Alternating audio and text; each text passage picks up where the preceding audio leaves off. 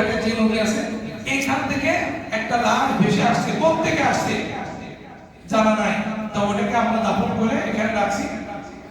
আমি যখন দেখছি ওই সময় কত পরিপাটি নেই, 1 বছরের মাঝে দেখলাম মাশাআল্লাহ পরিপাটি করে খাও, ডেকের পর ডেকের পর ওইখানে যে কবরের চিন্তা মারতেছে।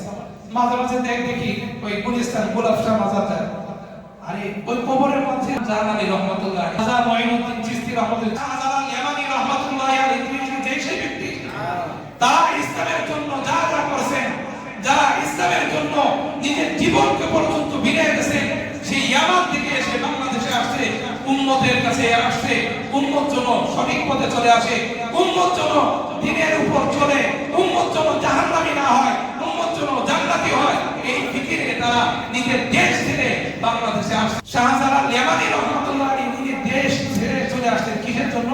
যাতে করে বাংলার মানুষ যেন জাহান্নাম থেকে জান্নাতের পথে আসতে পারে। ঠিক কিনা বলেন?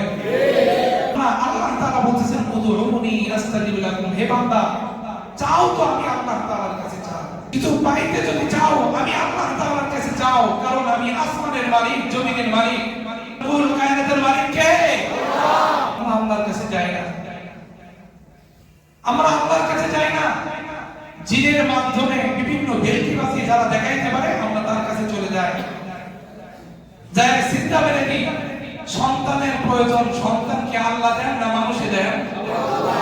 কিছু কিছু পীরের কাছে যায়, ওই পীর কি খোদা হয়ে গেছে নাকি? আমরা পীরের কাছে চলে যাই। হ্যাঁ যান, পীর তো অনেক ভালো পীর, ভালো মানুষ, তার কাছে দোয়া চান, ইসলামের পথে চলার জন্য কি সিস্টেম হইতে পারে, কিভাবে আমি চললে ইসলামের পথে চলতে পারি, যান তার কাছে যান, কোরআন এবং সুন্নাহ মোতাবেক একটা সাজেশন নিয়ে আসেন।